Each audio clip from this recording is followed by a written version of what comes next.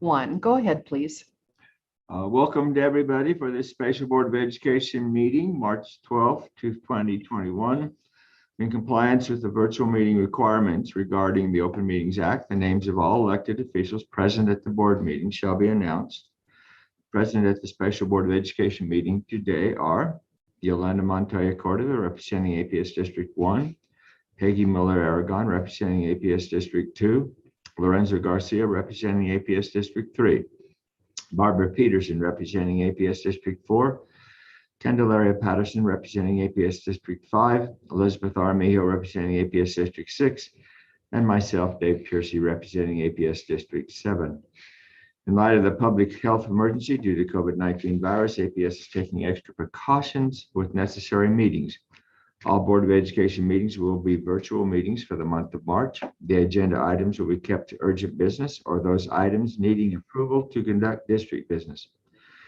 You may participate in the work of the Board of Education by watching the live stream of all upcoming board meetings by clicking on the live meeting stream button on the main board page at www.aps.edu. Or you may email input, comments, and questions to board members at board@aps.edu. Or you may call board members at 505-880-3729.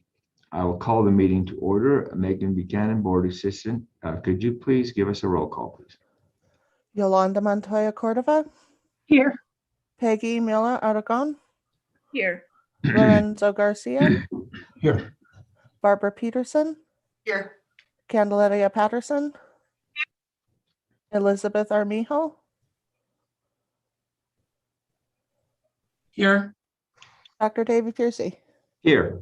I go to item 2, adoption of the March 12th, 2021 Special Board of Education meeting agenda. Could I have a motion, please? So move. This is Peggy. Thank you, Peggy. A second, please. Second is Lorenzo. Thank you, Lorenzo. Ms. Buchanan, could I have a roll call vote, please? Yolanda Montoya Cordova. Yes. Peggy Miller Aragon. Yes. Lorenzo Garcia. Yes. Barbara Peterson. Yes. Candelaria Patterson. Yes. Elizabeth Armijo. Yes. Dr. David Piercy. Yes. I'll go on to item 3, special issues. This is an update on the district school right entry plan discussion. Interim Superintendent Scott Elder and members of the cabinet. You guys have it. President Piercy, members of the board, good morning. Thank you for meeting with us at such short notice. And I do know that we have a relatively hard stop at 9 for some of you, so I'm going to make this presentation as concise, but as complete as possible. So today's discussion is about the safe return for full reentry beginning on April 5th as following expectation from the Public Education Department. The expectation is that schools will reopen fully so that every student is given the option of in-person learning for 5 days a week. If you want to go ahead and start our PowerPoint, that might be helpful. Thank you. I think opening schools is based on the premise that reopening is safe. And if you listen to the Department of Health on Tuesday, they made some very clear statements that it was safe to open and that the vaccinations are really the major game changer for this. I point out that New Mexico is amongst the nation's leaders in vaccination rollout. We are following all protocols that are determined by the Public Education Department and the Department of Health. There is some evidence that the spread is minimal in schools and that we're meeting a lot of the calls for either the green or vaccine. So we go ahead to the next slide, please. So just to clarify, this week we heard from the Public Education Department that the expectation is that schools reopen by April 5th. The presentation day will helpfully clarify our plan. I want to assure you that when you look at the operational aspect of this, as far as ventilation, as far as cleaning protocols, as far as supplies, as far as PPE, all the elements that are required by the Department of Health and by the Public Education Department, we meet those criteria and in many cases exceed them. One thing that's important to note is that educational personnel have been prioritized for vaccination.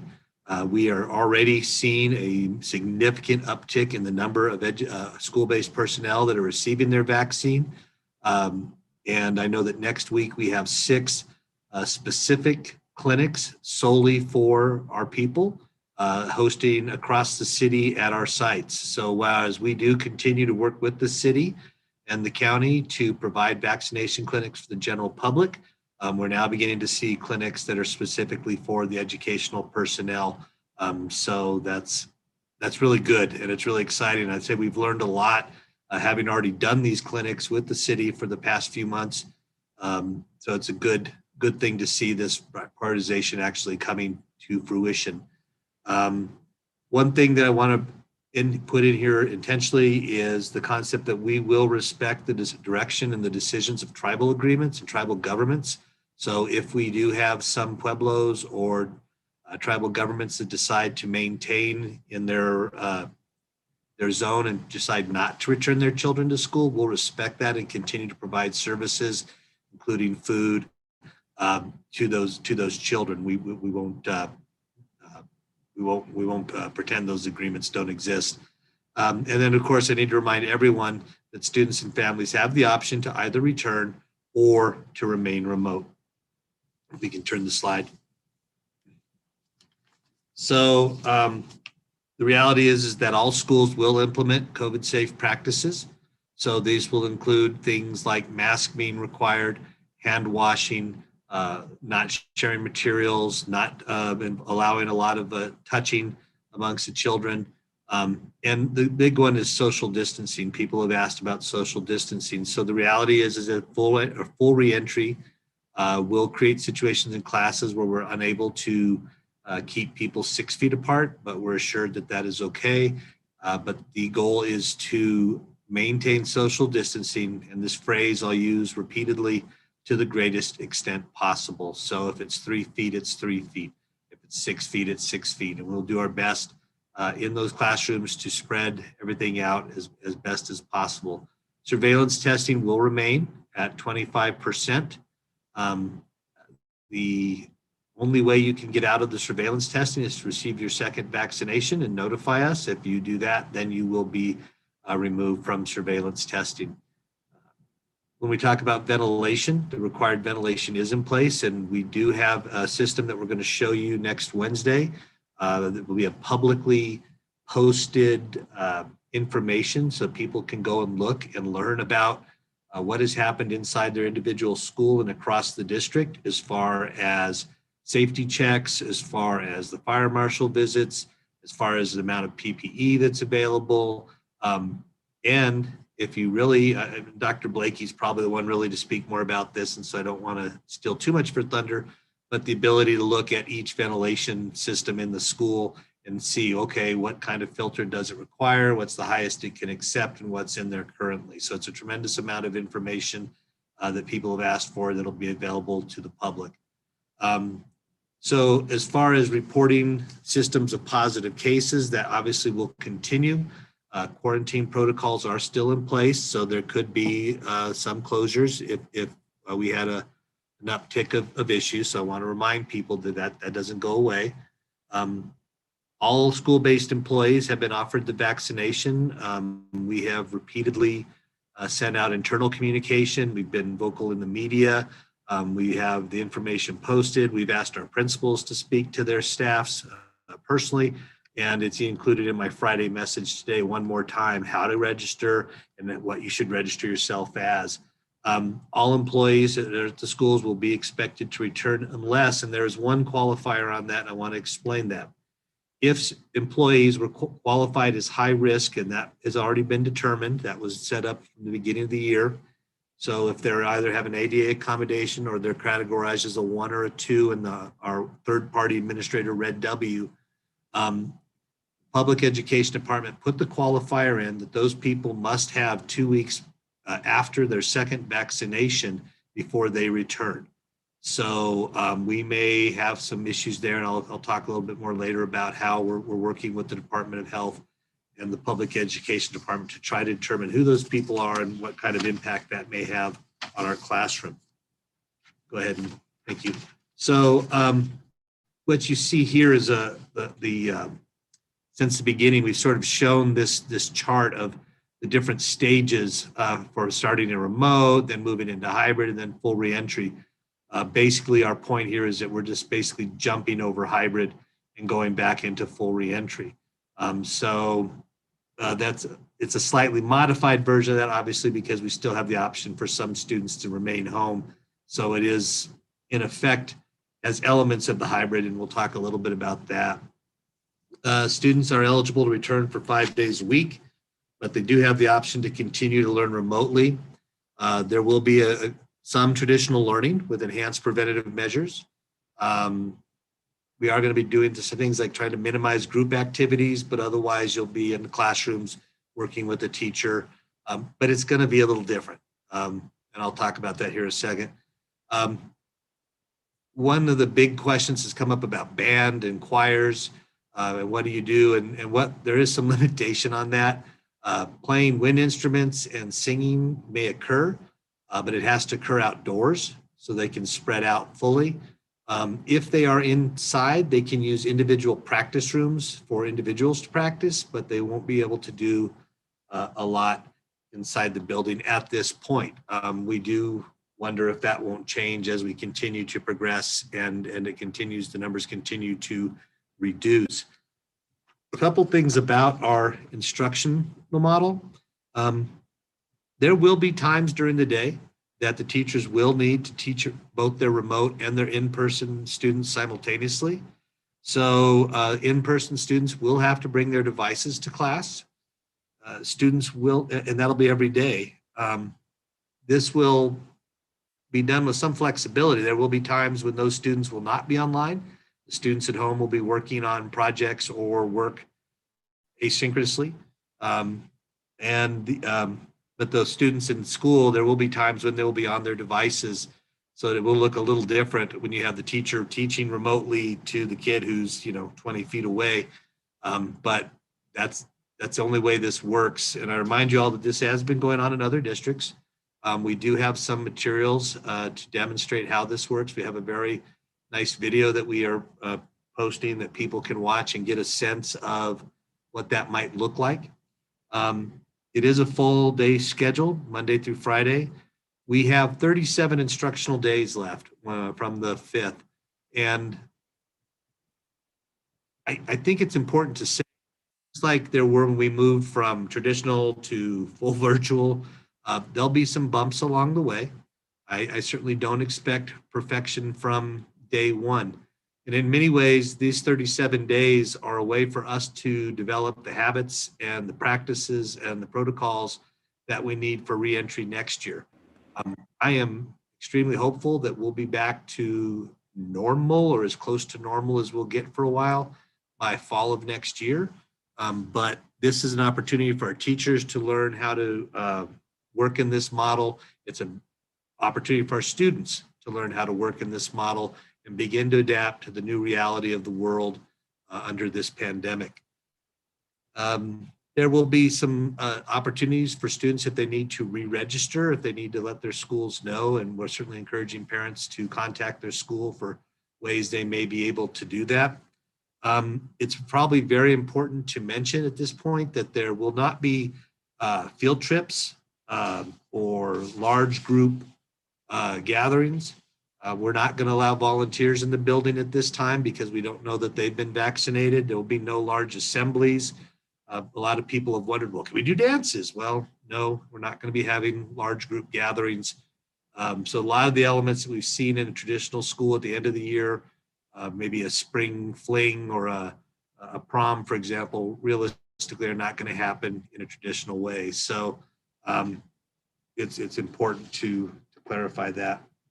Just as far as resources and supports for our staff, we still have the Curriculum and Instruction Teacher Learning Network, what we call TLNs, and our Ed Technology have been providing training for staff all along, and those staff supports still exist.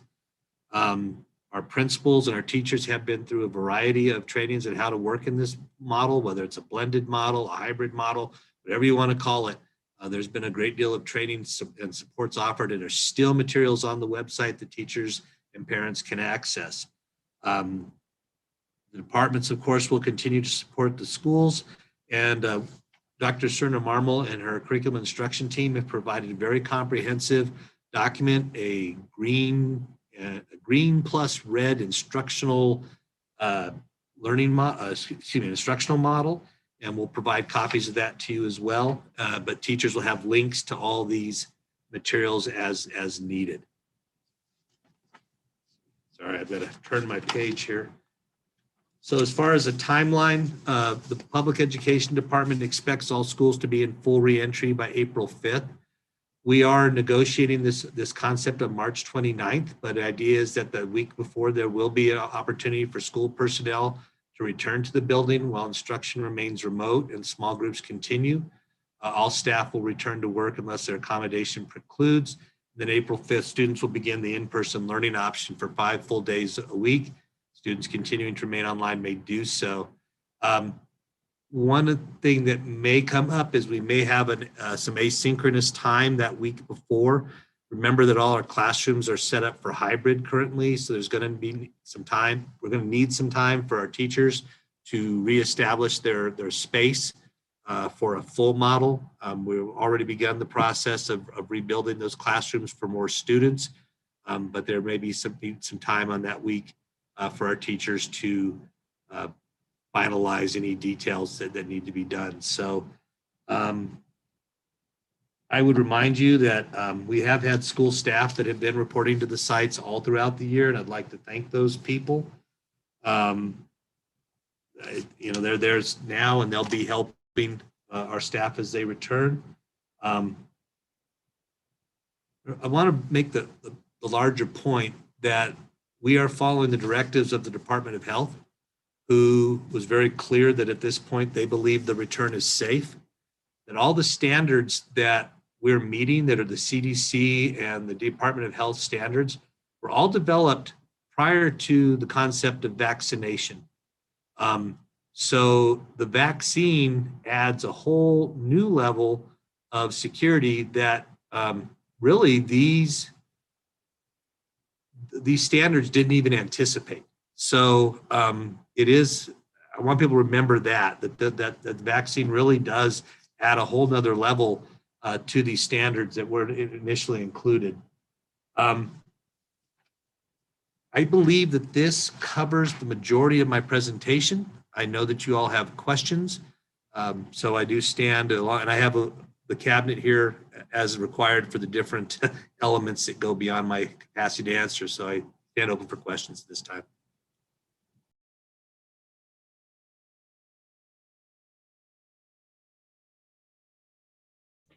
Dr. Piercy, you are muted. Yeah, you muted me. Thank you. Thank you, Superintendent Elder. I'll go down the line. Yolanda, do you have any questions? Yeah, just thank you, Scott, for presenting that information. I just do have, when you say to the greatest extent possible on the bus driving pieces, what do we have capacity to serve right now? Okay, thank you for bringing up transportation, because that's one of the larger elements that we are concerned. So currently we have 200 drivers that are on staff. Usually we need over 400. We have begun the process. We've reached out to our contractors last Monday and said, you need to start trying to bring people back. They have been doing so. The Department of Workforce Solutions and I met on Wednesday. I spoke with Secretary McCamley, and Workforce Solutions has agreed to host a rapid hire fair. However, there are some concerns about being able to get people back by April 5th. The reality is we've got to get them in the system. We've got to get them through their background check again, and of course, receive a vaccination. So I'll just be very honest, we will not have full bus service beginning April 5th. So what we will do is we have to maintain the busing for the special ed students that require it. That's federal law. 2, we will prioritize those schools that require more support. And currently the schools are reaching out to their families to ascertain 2 things. 1, are they returning? And 2, do they need transportation? Obviously, we're going to encourage families to transport their own children as much as they can. Whereas the guidelines do allow 2 children per seat on the bus, the bus is an area of concern, and we would strongly encourage those families that are able to transport their kids. It's safer, and it will create seats for those families that really do need the transportation. But it is very clear that we will be unable to have full service beginning April 5th. The city did remind me this week that they are providing city buses free of charge for those children under 18. So for those children that have access to a city bus, they can utilize that transportation service as well. So I'm just curious. So if we have, and I'm just trying to say, like, what would we be comfortable with saying that we're absolutely going to be able to support transportation wise with 200 drivers? Like, is it a certain, like, all the elementary schools and middle schools, or is it's not just cut and dry like that? I wish I could give you that at this point. We've only had a few days to start planning that. Yeah. So I will continue to work that with the operations team. I'm sure Mr. Benz from transportation will be able to give us a better idea in the coming weeks. I've talked about this over the years that, moving people is an incredibly complex proposition, and we'll try to let you know more precisely what we can do. One, we're still waiting on more information from the schools as to what they need. And then two, it's just complex. It probably will not be as clean as what you just laid out. Okay. And I just want to remind the board members, part of the issue here for APS is that we ran some numbers yesterday, and we can see the number of individuals that are currently on unemployment.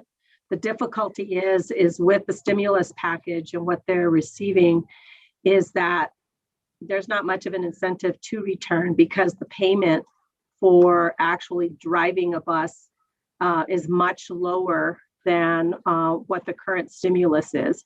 And so it's going to be difficult. So if we have bus drivers that are returning, it's going to be because they really like the job.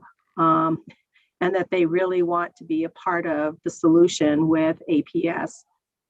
So that may be it may be difficult for, and it's not just inclusive to APS. We looked at the numbers also for, like, Doña Ana County. They have a high number of bus drivers there too that are also on unemployment. And so they've just been unemployed for a long period of time. And in order to sustain themselves and their families, they're on unemployment, and they're caught up in that whole stimulus piece as well. So I just wanted to ask that question, Scott, to see if there was, what we would do, because I'm worried about, posing an inequity concern, which I'm sure you are as well, for some families in some areas. In the South Valley, city buses are not an option because there isn't a city bus line that runs to our schools. And so, needing to have access to transportation from APS is going to be critical because there isn't a city bus line. And then, and I'll save my other questions, but I just had some questions on transportation, so I'll hold my questions. Well, and I Board Member Montoya Cordova, and I know Board Member Garcia wants to jump in, but it's not just limited to the South Valley. We have areas of the West Side that don't have adequate city transportation as well. But for those areas that do, it is an option. So, and I just want to remind people that. Thank you. I'll go on to Board Member Muller-Aragon. Well, Board Member President Piercy, I know Board Member Garcia has been waving his hand for a while. I know he had a follow-up on the transportation question. Okay, Board Member Garcia. Thank you. My question is, this is one of the complexities. Well, we all know this is one of the complexities that APS has continued to have to deal with, the transportation over the years, including budgeting and all of that. But with regards to this opportunity that we have to bring young people back and get some semblance of normal, I think is what people are hoping for. I'm wondering, is there any way, it seems like that we could try to use this as a wedge to pull together as a community? And my thinking is that, could we ask employers to make some kind of exception for their employees who have small children, who are able to transport their children to school in lieu of their riding the bus? In other words, let them come in a half an hour, 45 minutes late, to be able to ensure that there at least is some extra precaution for those that want to take it, by having their children transported by their parents. I'm just wondering, can we make an appeal to the business community? I know that we often get, well, a lot of criticism about APS, this and that, but here's an opportunity where we could actually form an alliance with the business community, and perhaps they may be willing to do what they can to help move us forward as a district and as a community to mitigate the risk. Board Member Garcia, that's a good idea. And actually, we received a letter from the Chamber of Commerce implying that they really wanted to support this work. And so I can certainly reach out to both chambers, the Chamber of Commerce and the Hispano Chamber, and forward that concept and just say, hey, this is a great way for you all to support your families and our children. You know, they'll do what they have to do, but it's a good idea, and I can certainly make it part of my messaging as we move forward when I'm doing the media. Just the last comment would be that, you know, since the larger employers include the county and the city, perhaps they would be willing to step up first, as well as the state, to give us some leeway, give parents an opportunity to keep working towards ensuring that their children are safe. That's basically it. Thank you. Sure, we'll be happy to forward that concept to all those entities and others as we think of them. Thank you, Board Member Garcia. I'll go to Board Member Muller-Aragon. And then Scott, also, you can probably reach out to the Economic Forum. I know they're always willing to help our kids also, so I'm sure they'd be willing to do the same. My questions are, I know you talked about small groups, that they were going to continue until April 5th, which is a good thing, but you were talking about growing this. So is that going to be just on hold right now, since all the kids are going to be coming back, and you're just going to stick with the small groups that you have as of today? Board Member Muller-Aragon, that's an interesting question. So actually, what we are aware of is there are some teachers who had brought back some small group that have said, may I bring back more students because I am willing to do so. We have said that was fine. So we do actually see that program expanding in some cases, but it's an individual basis. Since these people are volunteers, I appreciate anything they're doing. But yes, it could. We're just not. We're not pushing it. We're allowing that to occur organically. Okay, so we're assuming those that want to are going to continue on that path. So.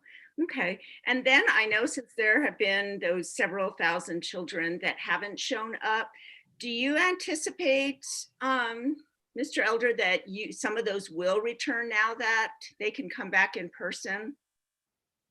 So, Board Member Muller-Aragon, that's another interesting question. So of the 5,000 students that we have not seen, remember that the majority were in our kindergarten and our lower grades. It's very difficult to anticipate. I think it's possible that some families may say, sure, I'd like to give my child a chance for these 37 days to begin to learn, integrate back into school, to learn the process of school. I could also see them saying, no, we took this gap year, this red shirt year. We're going to maintain that for the remainder of the year. So let's just say the number will go down. It won't go down. It can only grow up. So I think that's a possibility, but I think we may see some low numbers still in those grade levels specifically. Okay, and then I know that the classrooms you had mentioned are set up for hybrid, so now they have to be set up for full reentry. I mean, do you anticipate that to be a really difficult thing for, the teachers to go in and do? And is the fire marshal going to have to go back out to look at the classrooms to see how they're set up? Because I know the 6-foot distancing is not possible in every single classroom, depending, especially I know in a lot of schools on the west side that are pretty at capacity or beyond. No, the fire marshal does not have to return the previous, because really the point for the fire marshal checking out was to look at the 6 foot. Now that the 6 foot is reduced, he doesn't have to come back to see a reduction. He would have to come back if it was being expanded, but because it's reduction, they checked the ventilation, they looked at, the PPE, they had the entire checklist, and that'll all be part of that document we're going to share on Wednesday. Okay. I don't anticipate a return visit. Okay. And then as far as lunches, every school is going to do them to minimize the number of children that are together. So every schools might look a little bit different, correct? Yeah, the concept on the eating is that again, we'll try to have students eat outside as much as possible. They're going to have a longer period of time to spread the children out throughout that experience. So yeah, it will look different. I know some of the high schools especially the larger ones, are contemplating adding a second lunch. So we've given them schedules that allow that opportunity to really, again, break it up even more. Some of the smaller high schools don't need that as much, but some of the larger schools do. Right. The other thing I'd add to that is for those children that remain at home, we will continue the grab and go program. It will be modified because I don't think we want to bring them onto campus necessarily. We'll see how this works out. Food and Nutrition Services is still developing sites, but it could be our stadiums, it could be community centers as we work with our city partners, county partners. So we can spread that out so those children still will receive meals. And it'd be good to try to, as you mentioned, the community centers, to try to get those as close to the communities as possible. So they won't. That would be the plan. We will be a little more limited in our staffing now for Right. those because those people will be returning to the campuses. But it is, I have no, I'll be honest, all along this, I've said Food and Nutrition Services has been amazing. They have been. And I have no lack of faith in their ability to solve this problem. They've moved mountains and we'll never be able to thank them enough. So.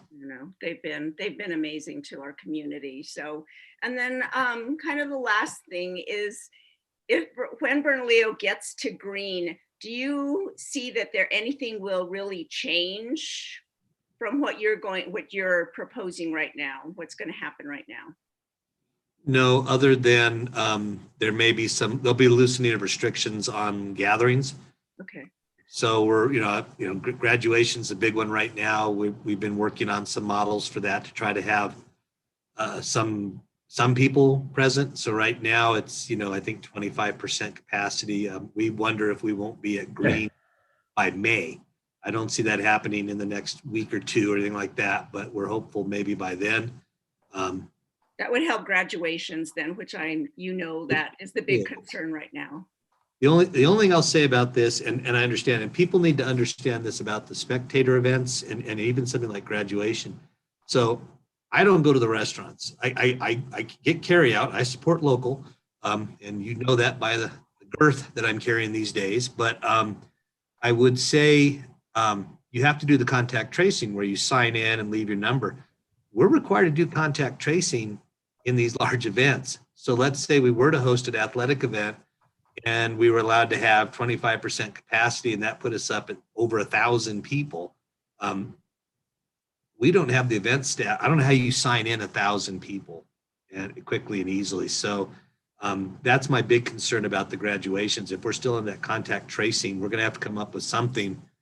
So there may be we may have a number that we're allowed to get to, but we may not shoot for that number. We may have to reduce that because of the lack of event staff or some of the limitations that are upon us that are imposed from these outside sources.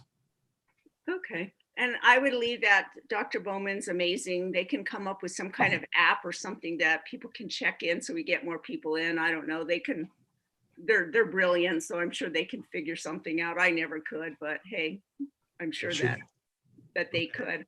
And also, to kind of go back to what you said, Scott, is like there have been so many people that have been inside their schools for the last several months, and I just want to give a big thank you to all of them because they have been beyond amazing. And I am very thankful to them, and I know the parents and students are very thankful to them as well. And I know the students are just excited to return. It's been a long time coming. So I'm like Yahoo to 37 days, every day matters. So I'm hoping this is going to make those students very happy because they deserve it. Thank you for all your work, Scott. I appreciate it a lot. Thank you. I'll go on to Board Member Peterson.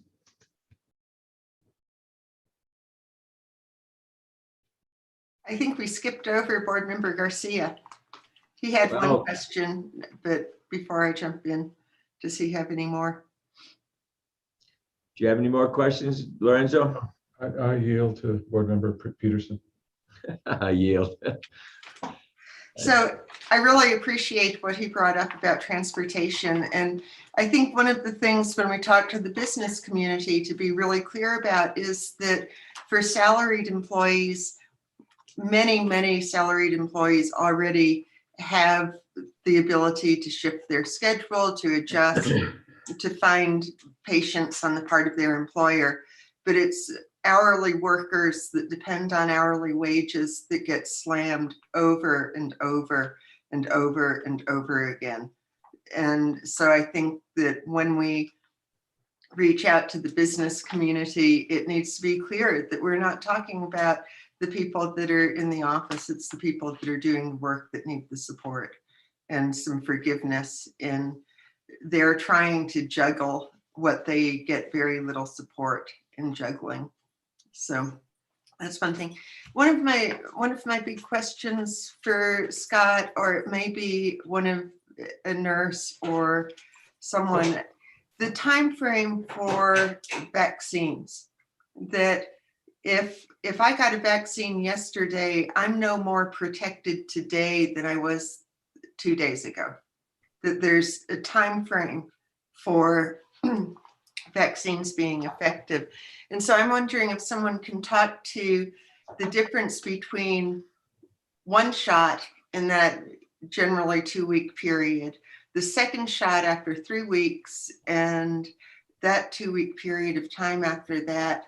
And, you know, for some people, they are not as concerned, but I think not just the ADA and Red W1 and 2 folks, but I'm thinking especially like our music and art teachers that see every single student, librarians,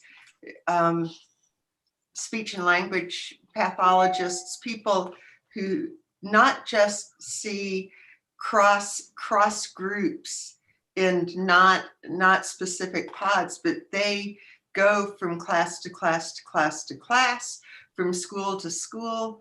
I was looking at some of the infection rates. A lot of the reported COVID cases that we've had have been on the part of people who do not remain with one group of kids. And so what's the efficacy of the vaccines, and what can we do to say, you know what, there may be a broader group of people that we need to allow to stay remote until they're really fully vaccinated. So Board Member Peterson, I'm going to ask Dr. Muir to step in to answer some of your question, but I need to address that with this statement. Prior to the vaccinations, we were told that it was safe to begin a return as of February 8th, and it is safer now than it was then. So refer to Dr. Scracey in his comments on Monday. He made the point that it is safe to return to schools and that the vaccination simply adds to that. So I remind you that all the standards that we are meeting were developed prior to the vaccine. And so the vaccination just adds to the safety of those standards being met. And where I'm not, and I'm sure Dr. Muir can talk about the efficacy of the vaccination after a period of time. I think the minute you receive the vaccination, it begins working in your body. You're right, you're not 100%, but you are safer now than you were yesterday, and with every hour, it continues to develop and grow. But I'll let Dr. Muir build on that. Thank you. Thank you. President Piercy, members of the board, Member Peterson, Superintendent Elder is actually correct. When you get the first vaccine, it does begin to work fairly quickly. It's on your body. So even with just the first vaccine, you do have some protection. And we're talking about the Pfizer and the Moderna that are 2-dose, not the Johnson & Johnson with the 1 dose. All of the vaccines on the second dose, it increases. So the first dose, between the first 3 weeks, you're starting to build up all of that immunity. The second dose is like a booster. And so that contributes to that immunity. And 14 days, after that second dose, you are fully immunized. The same thing with the Johnson & Johnson, 14 days after the 1 shot, you are fully immunized. And like any vaccine, you think about the flu vaccine, nothing is 100%, but they're close and they do provide those protections. What the research is now showing is that people that are vaccinated, if they are in contact with the virus and they do get any type of symptoms, they're lessened, and we are not seeing people going to the hospital. So that's the big thing. So it's more like a minor flu-like symptoms that if anybody does get symptomatic when they're exposed. Superintendent Elder is correct. The vaccine is not the condition for return. It just is a protection that helps as we return to full capacity. So I hope that helps to answer your questions. Barbara, I'll answer your question. The Pfizer is 89 to 91% effective 14 days afterwards. 14 days. And the Moderna is about 92.1% effective after 14 days.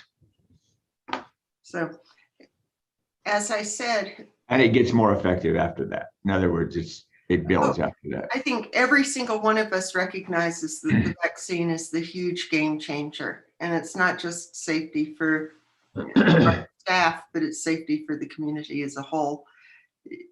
I don't think there's any debate about that, but I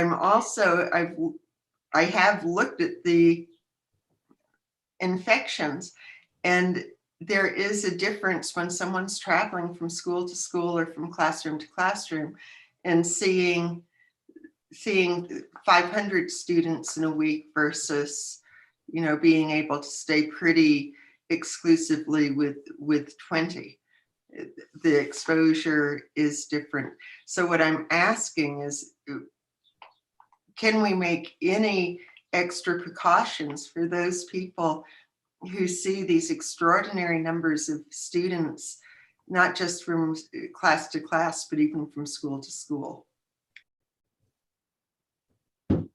Board Member Peterson, we can look at that, but I would say this, that the proper use of PPE is still very effective. Hand washing is effective, wearing the masks is effective, and these people probably are going to have to do their best with the social distancing. So doctors, I'll use somebody sent me the actual quote from Dr. Scracy, and it said, the return to school isn't predicated on the vaccine, but on the premise that schools are safe. I understand your point. We're simply responding to the expectation of the public education department and following the health protocols. We may want to talk about the people that are traveling between schools, but some of these people are split in their educators. There are teachers, and I don't know how we have them at one school and not another, but we can talk about that. Just to fill in a little bit too, Barbara, it only goes to about 95% effectiveness even after the second dose. So, so you're pretty, the point is that even if you got the first dose after about 14 days, you're close to as effective as you're going to get. In other words, you get a booster and you get about 95%, but that's about where you're going to get. So you still could get. I think everyone realizes that we are not ever going to be in a zero risk world. Yep. And that COVID is never going to go away completely, and that there will still be people who are vulnerable. I'm saying that we have an obligation to make sure that we make things as safe as we can. And one of the groups of people that's most vulnerable are those staff members that see huge numbers of students and multiple schools. And I think that is a legitimate question to ask. Let's see. The other thing is, I know there are schools that are short-staffed with especially custodians, EAs, and this might speak to some of the bus driver issues too, of getting people back. What can we do to get more people working the jobs that we need done? Because we need to be fully staffed for custodians. We need to be fully staffed for counselors and nurses. And I know those issues are not confined to this year. Those are ongoing issues. Yeah, obviously, we have schools that are oftentimes short custodians. Dr. Blakey, I think, has a response on the custodians. Oh, sorry. President Piercy, board members, the custodians, we have about 5 schools that are short-staffed that luckily we've been able to hire more substitute custodians to support those schools. Other schools that are short-staffed are, a half a custodian. Usually we can move enough people around to make sure that they're abiding by the priorities of the high-touch cleaning and all of the things that are really important. We've talked to the custodians about shifting some of the work to make sure that the priority is checking for soap, restocking, and the high-touch cleaning. We also have a system in place where we can pay our M&O workers as well as custodians from other schools to go help out after their shift, to take on extra hours to go assist in other schools. So for example, if there's a day custodian and there's a school down the street that is short, at night they can go and pick up some extra hours there too. So we really are there's 5 schools particularly that we were concerned about and got some substitutes, but mostly it's being flexible with work and making sure that the priority is on the high touch cleaning and the stocking of soap, paper towels, things like that. Okay. I think the first initial return is going to be hugely just adults figuring out all of the protocols and then figuring out how to communicate those with students. And that's not going to be automatic. So I thank you, Dr. Blakey. I appreciate that. I do think it's really important to give staff time. I know some of the highest transmission of infection is adult to adult, and hopefully it won't be an issue if everyone's vaccinated and safe, but there's still probably protocols and routines that everyone's going to need to work on practicing, making sure that across the district, there's really and truly one consistent message about, mask expectation versus, is there anyone in the district that can use a face shield or should? And just some things like that will come up that I think we'll keep working on answering. I realize that every single staff person from administration, from your office, Mr. Elder, to every single school, we have asked a lot of people this year. And whether there have been people in the building or people teaching remotely, people have stepped up and done amazing work. And that is very much appreciated. Just one final thing, testing. So have we gotten any indication that standardized tests will be, that we can push back on that this year? With 37 days, the last thing we need to do is spend 3 or 4 of them doing a standardized test. We know that what kids have learned this year doesn't look like what they would have learned if it had been an ordinary year. And that's the only thing that test will show us this year. It's not going to show us what we need to do to support students. And so if we can continue to push back on that, I think it's insanity to get kids in the building and then have them do a standardized test. Dr. Bowman? Thank you. Thank you for the question, Board Member Peterson and members of the board. So the status of standardized test is as follows. The state has made it clear that standardized tests should be taken on a voluntary basis by parents. Our current administration plan is that, taken on a voluntary basis by students in conjunction with their parents. Thanks, Dr. Piercy. So what we have right now is we are planning to administer the access test, which is required to understand what's going on with our ELs. We are also administering the dynamic learning maps test, which is the test that we give to less than 1% of our most severe needs in special education to help understand how they're doing. And then we also have the SAT for our 11th graders. And my understanding right now, we have almost 500 students that have signed up to take that when the time comes. With respect to the grades 3 through 8 tests, the state, we are having pressure to offer those. We were not initially intending to even offer them on a voluntary basis. However, we are in the middle of finalizing plans to allow those to be voluntarily offered. If parents would like to do it, we're considering having a centralized location for a limited number of students that parents can have their kids volunteer and bring them over, and we will offer that test.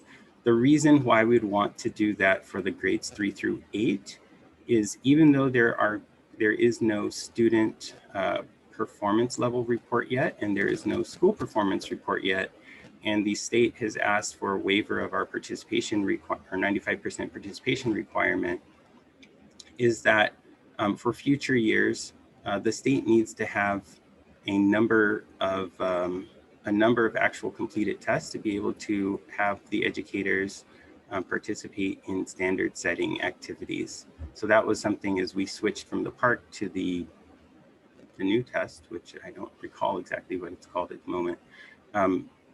But they need to have a standard setting activity, and that was interrupted by the pandemic. So in answer to your question, no, we are not going to have parents come in for 37 days of instruction and spend 4 of them taking the test. I am greatly relieved with that. So thank you for that work. I mean, I think a huge part of what kids are going to need is to be made to feel like they are okay, and that what they've been through is historic, if nothing else, and that it's going to be okay, and they are where they are. So thank you. You're welcome. And sorry, I would be remiss if I didn't mention something else. We have students will also very likely take the final portion of our internal benchmark assessments that schools may be already giving, whether they are in school or at home. So it's not that we don't have any measures of how they've been doing. It's just that the statewide accountability test is on a voluntary basis.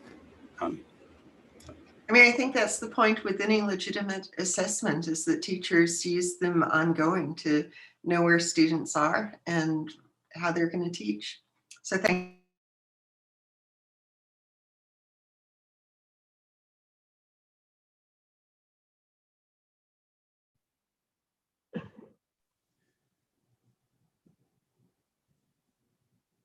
You were muted, Dr. Piercy.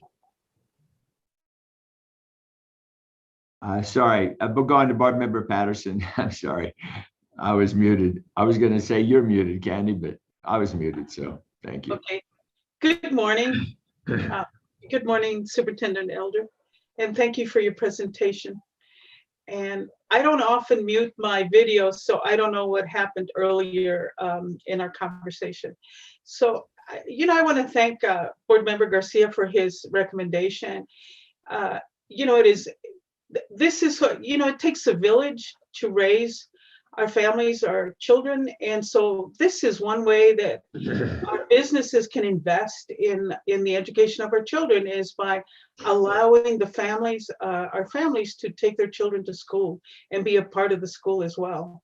It's not just allowing them the time, but also investing some of their own time in our schools. So it takes a village, and thank you so much, Board Member Garcia, for highlighting that. I think that is so important at this time.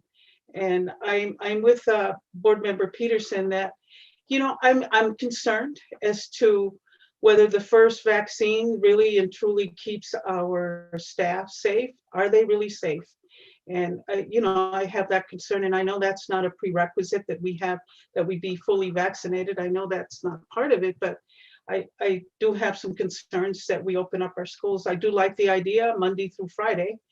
I do like that, but I think we just need to do this safely and stuff. And my question is related to, I just want to give a good shout out before I do that. A shout out to our food service folks that always take care of our students and making sure that they get fed, that they get the food. And so I know that we will make sure that that those students who are coming to school get their meals, as well as those who are remote. And so one of the questions I have is it's just a quick question, because this has been asked of me. Because the water fountains within the schools are shut down, students are not allowed to use those. If you could address how students will be able to bring, how do we get water to our students? I know not all our students are able to bring in bottled water and stuff. So how do we take care of our students with bottled water out in our schools? Could you address that a little bit? I'm going to let Dr. Blakey answer that question, because she's got a great answer for you. We'll see. President Piercy, members of the board, Board Member Patterson, we have installed the touchless water filling stations, at least one into every school. There are a handful of schools that we're still waiting for, because just like hand sanitizer was and toilet paper was this time last year, those devices for the automatic bottle refills are on back order. So as soon as we get them, we go and install them to make sure that each school has at least one installed in their school. Meanwhile, we also have giant thermoses that we can fill with water from cafeteria services that will be set up for students to be able to refill any water bottles and such that they need throughout the day. So that's available from our cafeteria services to have water throughout the day as well. Awesome. That's wonderful to hear. I'm happy to hear that. And thank you so much, Superintendent Elder, and all of your staff for the information. It covered quite a bit of what, my questions, and they have been addressed.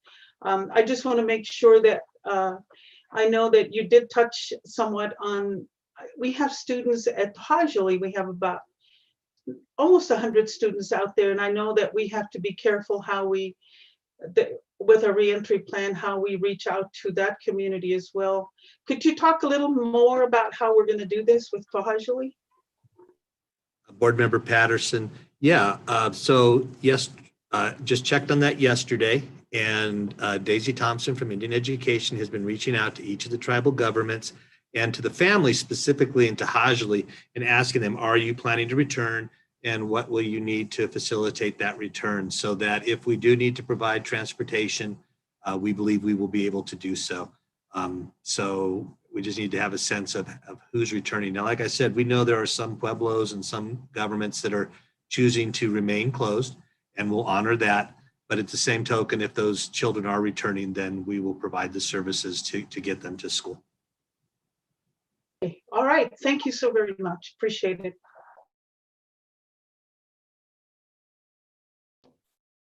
I'll go on to Board Member Armijo. Thank you, Dr. Piercy. Good morning. So, our focus has been on the small groups and with a heavy emphasis on getting our staff vaccinated. So now trying to turn this Titanic is just, I mean, I have 157 questions, and Mr. Elder, you've done a great job, you and your staff, these past few days trying to get answers to those questions. So I really appreciate it. I wanted to start real quickly. Is there an opportunity to set up a hotline for our staff who may have questions or concerns, or may see something, or maybe in a building that has no windows and no ventilation? Is there a type of I know we have one right now in student services, family services, but I'm wondering if we can set up a special hotline for people who have concerns or questions. And you don't have to answer, just something to consider. Yeah, I'm gonna have to say, I'm gonna have to think about that because I'm not sure who I staff that with. So and let me give you for example, you threw the example of a windowless room. So those rooms have dampers, right? And that's why we opened up all the dampers. So there may be a room that appears to not have a window, but you really do because it's your damper. That's what creates the airflow. So those, I'll have to think about that one, who we would staff that with, but we'll think about it. All right, just something to consider. Also, will we have to do a new setup of cameras in the classroom if a teacher's going to have to, continue to teach for our students who are remote? Will we have to install special systems in the classroom for them? Well, we're not required to, however, Dr. Bowman. So we are in the middle of plans to provide a advanced panoramic type camera to each of our teachers who want them. We have a couple units in testing right now, and we've been told by our suppliers that we can get a very large quantity in a short time period. And we're just making sure that they would work with the hardware that our teachers have. Mm-hmm.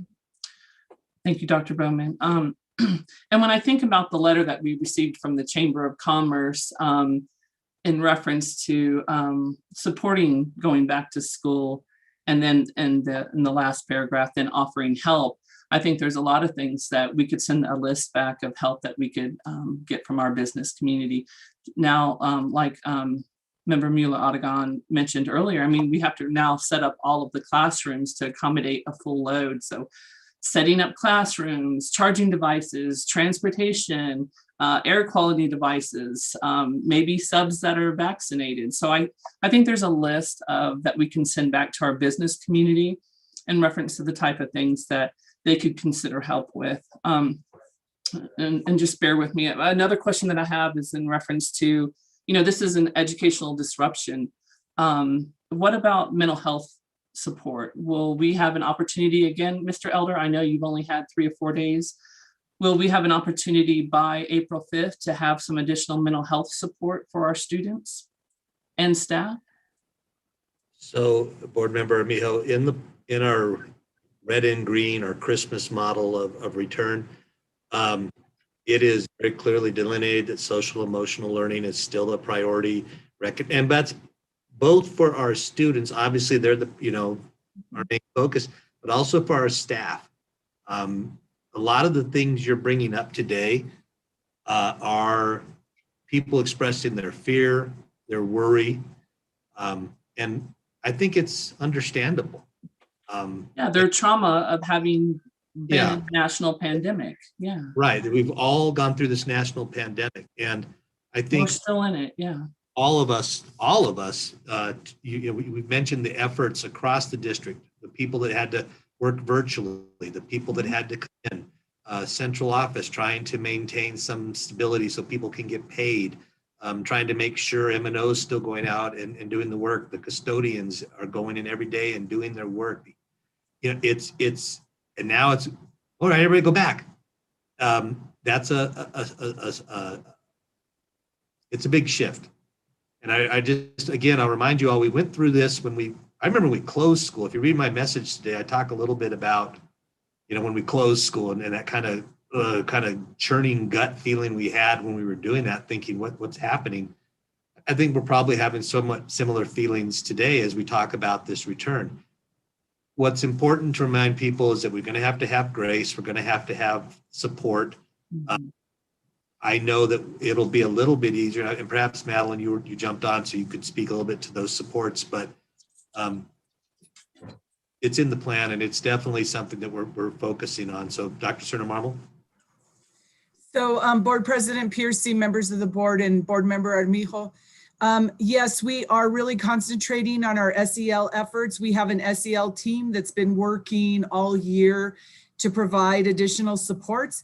And I just wanted to remind you that we have the employee assistance program that has really been working throughout this remote learning to help our staff and our teachers, and we'll continue to really elevate that program.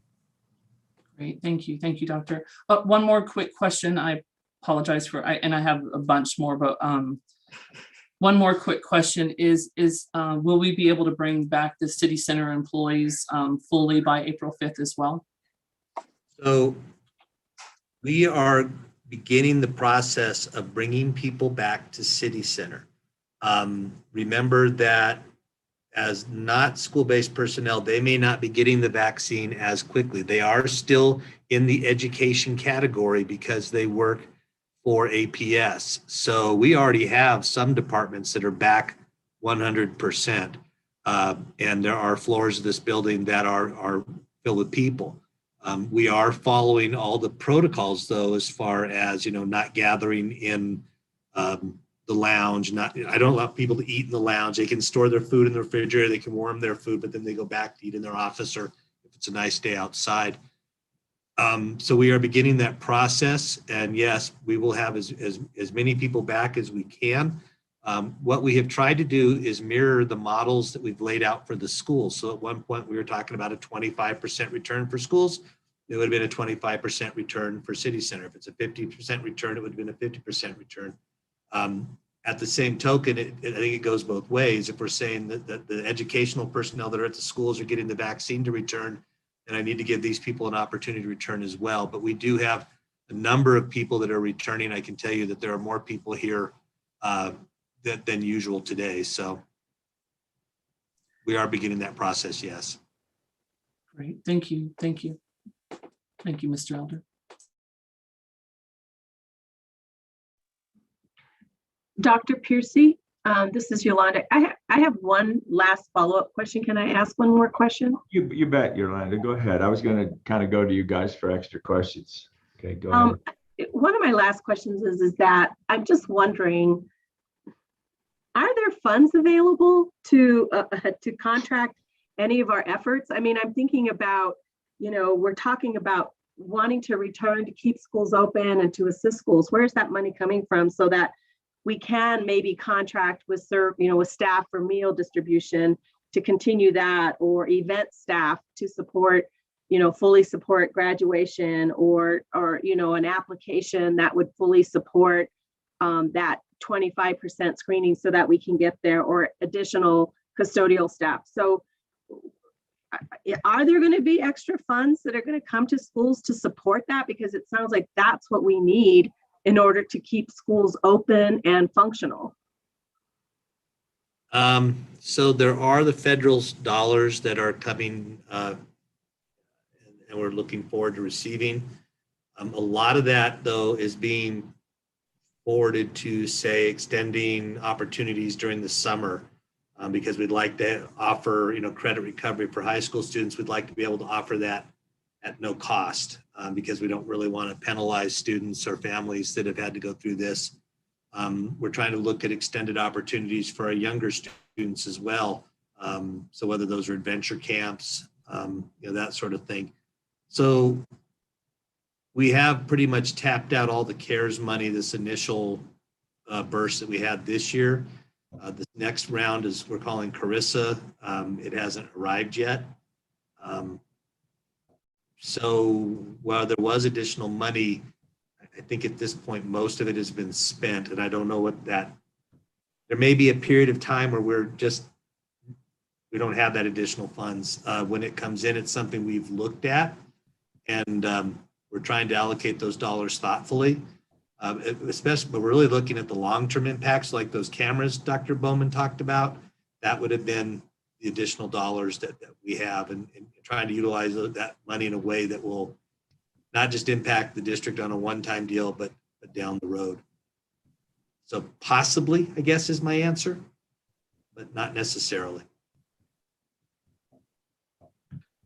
I guess that's the growing wish list with the business community then, because there's a ton of event planners out there and event staff. You know, we have organizations that do that. It seems like we could, you know, if a business community really wants to help us support us for the next 37 instructional days, or, you know, really support us around keeping that meal distribution or supporting, you know, the cleaning of schools or water. I mean, I was just like even thinking about just freaking water bottles for students because we don't have water. I mean,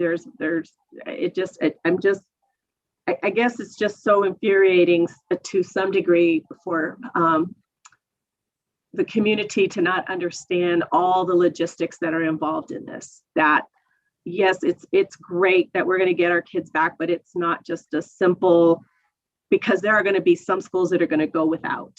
And I think we just have to be really honest about that. There are going to be some schools that are not going to be fully prepared to do this. And I think it's going to be, you know, whether it's just they're not going to have adequate spacing, they're not going to have access to water readily available, or to, you know, to things that are going to assist them with those kinds of things, or the meal distribution is going to be disrupted as well for some of the families that really need that, because we just only have so many staff to do that.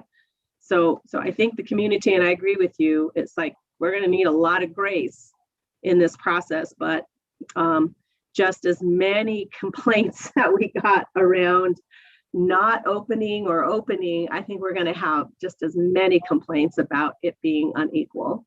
So we just have to stand prepared for that. And if there is something more that the board needs to do to support you, I want to hear what that is. Like right now, I feel a little bit not very helpful, other than saying, okay, great. We're gonna go into something that's less than perfect. Okay, great, let's do it. Yay. That's what gets me in my core, that makes me just so uncomfortable, because I want it to be great. I mean, now I'll get emotional about it, because I think,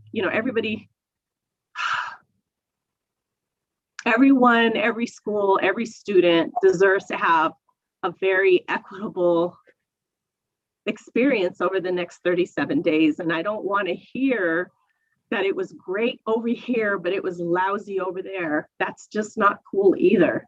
And we just have to prepare ourselves for that, because that's exactly what's going to happen. It's not going to be great everywhere, guys. And that's the part that I'm really concerned about as well. I'm not so worried about the safety stuff, because I believe that, wearing our masks and hand washing and the first vaccine on definitely will help a lot.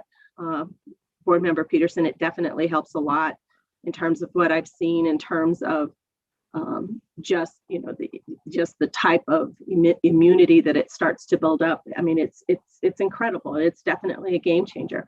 I'm not so worried about those things. I'm more concerned about the complexity of us going in and it just not being a great experience in the 37 days for a lot of our kids, because I'm worried about them not having equal access. And we've got to work really hard to make sure that that is equitable, because I am really going to be concerned about those hourly workers who are not going to be able to take their kids to school, who are going to rely on transportation. And so are we going to support like after school activities as well? Or they're going to have to just pick up their kids when school closes as well? Board Member Martin, well, you've given me a lot to respond to there. I would say a couple of things. Okay, let's address some of the concerns. I'm not I'm not really sure about the food disruption. I'm not that concerned about that. I think it's going to be fine. I think our food services are going to provide those meals to those students that are there, and we have a plan for those students who are who choose not to return. So and there may be some adjustments that families have to make in terms of picking up food, but the food will be available. And we've had fantastic partnerships with the food banks and really our community schools. Let's talk. I mean, there's another whole group of people that we could sit down and say, thank you. Our community school coordinators have done a remarkable job of providing supplies, rent assistance, food. The meeting we attended yesterday, and I'd love to share that information, not today, but it's been dramatic. It's going to get easier, I think, to provide those services in many ways. The water issue, I think the biggest issue is kids having a bottle. There'll be water. That's not going to be a concern. It may look different, but it's still clean water. It's still safe water, and it's still accessible. So all those things are there. As far as busing, we're going to try to prioritize those schools that have the greatest need. And, you know, I received a message because, you know, we're being listened to. I don't know if you knew that. There's a few people listening. So I'm getting messages throughout. And as far as busing with APS, we're only down about 10 drivers on our normal routes, which is about 220 routes. Now, some of the contractors are the concern. But so I'll have, like I said, we're still trying to work out the complexity of that. The last comment I'd make about this is I really appreciate you pointing out that it is not just open the door, everybody come in. That there are tremendous logistical issues that both the district and the individual school sites are dealing with. Our principals are stepping up, our teachers, our EAs, our custodians, secretaries are all working through these logistical steps. And I also appreciate you saying you accept that it's safe, because we are following all these protocols that are being followed across the country.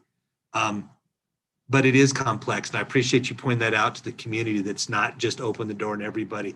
We will make it the best experience we can. I think just by dint of coming back wearing masks and having to change our normal patterns, it's gonna feel weird. And so this whole concept of I'd love it to be great, the great part will be that we're making those first steps back to normalcy, and that kids have a chance to see each other, and our teachers get a chance to see their kids and to have some sort of human contact. After school, I know Dr. Cerner Marmol had hopped on, but our after school providers are able to provide those services at this time. And I believe that in most cases they are prepared to go. So no, they will not have to be there immediately after school to pick up their children. So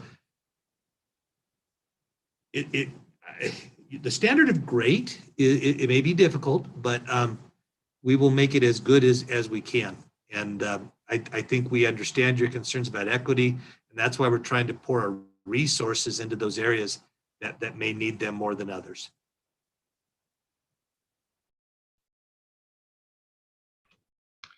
Thank you. Well, I know we're coming up on 9 o'clock. I know some of you all have a hard stop. Let me ask just a couple of quick questions, Scott. When will we know the number of students that are planning to return for each school? And will we be able to get that information? Yeah, when that will actually, I would say before spring break, which is I think at the end of next week, we'll have a pretty good idea. I'll be working with the associates as they're collecting that data, and the goal is to have all that collected by the 19th. So, which I believe is next Friday. Okay, yeah, if you could share that with us, I think that would be useful to see by, if across all the schools, how are we doing in terms of the total capacity and how many students are planning to return. I think that gives us a lot better feel for some of the logistics and some of the other things that might be a problem. The other thing that I have talked with you about this is the term high risk. And I have shared with you one example of a teacher who was actually rated 1 in an RIDW thing and was still being required to come back to school. And from what you said, if you're rated a 1, you should not have to come back to school. So I'm not sure I understand how high risk is done and whether there's a misconnection between the RADW rating or whatever it is that they do, the DOH requirements, whatever they do, and whether the school is saying you need to come back. I think there could be some disconnect. So I guess my question is when I get a question from somebody, do I just send them to Todd Torgerson? Todd, you're still on? Yeah, Dr. What I say is that they can contact human resources. So Because I don't know what to say to these people, and they tell me I'm rated a 1 and they're telling me to go back to school. What am I supposed to say to them? As far as I'm concerned, and some of these teachers or employees in general will not be able to get a vaccine because they have some immunization kinds of issues. Okay. So they're still pretty much at risk in terms of whatever's going on. And I think we need to be cognizant of that and not be quite, I just don't know what to say to people because they're telling me, I filled out this form, I did all the right things, I was rated to 1, and they're telling me I have to go back to school. I don't know what to say, so I'm going to just send them to you, Todd, or somebody. No, that's perfect. You can deal with that because I'm the wrong person. I'm the right. Go ahead and send them to me. Allow me to clarify one comment there, Dr. Piercy. We did not say that the ones would not return to school. What we said is the ones were not required to return until 2 weeks after their second vaccination. I understand that. They do have to receive their second vaccination and sit for 2 weeks. And then Todd, I'll let you pick up from there. No, that's it. But there are ones that, for example, cannot take the vaccine because they have immunization issues. And so that's not after the second vaccine kind of a situation.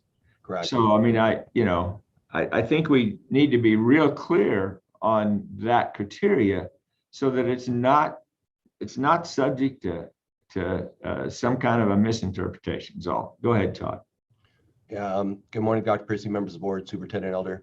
Yeah, you're absolutely right. Send those to me, Dr. Piercy, as they come up. And to your point, those folks would still be accommodated until they have a situation for which we could get a dose for them. So we'll have to work on a case-by-case accommodation basis for that, just similar to what we do now for ADA. Sure. Well, let me summarize just a little bit. I think, again, a lot of the criteria that we've had in the past are based, like Scott said, on the fact that we don't have vaccines. In other words, there's not this layer of protection that we're looking towards. And so with that, even with that, the idea was if we would do our distancing and small groups, not mass gatherings, masking and all those kinds of things, we would be reasonably safe. So now we're putting this layer of vaccinations on. And so from at least an employee point of view, I'm not saying that's a student point of view because students aren't vaccinated. But from an employee point of view, I think that does provide a certain layer of protection, particularly even after the first vaccine, where after 14, 15 days, you have a reasonable amount of protection. But I still think there's an issue relative to the students because the students are not vaccinated. And we are not testing the students. In other words, there are a lot of districts who are actually testing students. They're testing students. So they know whether the students are carriers or maybe asymptomatic or whatever. And we're not doing that. So there is still the issue of students and their potential transmission. And to follow up with Barbara's thing, I didn't want to say that I am not at all concerned about the itinerates and the special teachers and so forth that have to go to multiple classes. I'm very concerned with that, particularly with the special teachers that have to have a lot more close face-to-face with their students because of the service they provide, right? So they really, really need to have the vaccines because that's a really serious kind of a contact that we need to make sure it's protected. So I think, again, I'm very impressed, Scott, with what you guys have done in, again, a few days. You know, it's yet another few days, you know, where you have to come up with magical logistics and everything else. So your staff has done a great job and you've done a great job. So thank you so much for all of the information. And again, I think we just need to keep vigilant, make sure we're keep us informed about what's going on. And I'm very interested in how many students really will be coming back, because, you know, if I had Twisco Heritage and all the students come back, I'm not sure what we would do, you know. So I'm kind of counting on the fact that quite a few students are really not going to come back, tell you the truth. So even though they say all can come back, I'm somewhat hesitant to believe that more than 50% will come back. I'm not sure that that's the case. And we may be able to survive on that kind of basis, even though I think it's difficult teaching, you know, online as well as virtual, I mean, in school. So, but I like very much more though, the 5 days. It's a consistency. In other words, 5 days in school, 5 days online. That's a consistency that I kind of like, you know, whereas this 2-day and whatever, it seemed not to be, have the smell test right. So I hope that we can do this. I hope that we get some learning from it. And I think what you said about learning from this as a means for going ahead is exactly right. I think that's one of the things we want to make sure we get done. So thank you very much. Do we have any other questions from the board that I have missed? Board Member Garcia. Thank you. Well, it's occurred to me that one of the challenges that we seem to be facing, all of us, is the challenge of communication. And I'm wondering if there's a way that we can leverage our vast communication staff of 2 to help us come up with a plan. I know that we had a consultant at one point that was helping us think about that. Come up with a plan to leverage the resources that we have currently. And the idea in my mind is that perhaps we could invite leaders in the business community, leaders in the public official community to record some messaging about the need to stay the course, wear face masks, for example. There seems to be a number of people who are so determined to get back to normal that they're going to ignore their safety and the safety of others and not wear masks. I hope it's not a trend that is on the uptake or on the rise. But if we could have some simple messages about what needs to happen to move our community forward, I think that would really be useful. And I would suggest that we could use, again, KANW. It would be nice to see someone from the Economic Forum do a message on KANW, or someone from the Chamber, or someone from some of these groups that, again, like to tell us what we're not doing right, to get on KNME TV, In Focus. You know, they advertise as being an institution created by Albuquerque Public Schools and the University of New Mexico. And yet all we do is get a systematic undermining of our reputation. The same old propaganda gets propped up over and over again. And I, for one, am really thinking of just not supporting public television for that reason, because it's not fair. If we do an analysis, I guarantee you will find out that what's being said is really a lot of commentary that's awful. And I'm tired of awful, not just because as a board member, I feel like we're on the receiving end all the time, but because there's got to be a way to get us past this place where we demonize each other. I am guilty of it as well. And I intend to fully apologize to those that I can at least suspect have been hurt by some things I've said. But I would hope that in this next period, because this is so critical for our community, our state, and our nation, that we have to pull together. So that's my comment. You take it for what you like. Thank you for listening. Thank you, Lorenzo. Do you have anything to say on that, Monica? Thank you, President Piercy, Board Member Garcia, members of the board. We have been actively discussing back in communications how to, as Board Member Garcia said, optimize the staff that we have back here to make sure that we do get the information out that we needed. I hope that everybody has turned to aps.edu. aps.edu is your source for information. I am very proud of the fact that we have been consistent and accurate and timely with all of the messaging in this last 12 months. People know that's the place to go.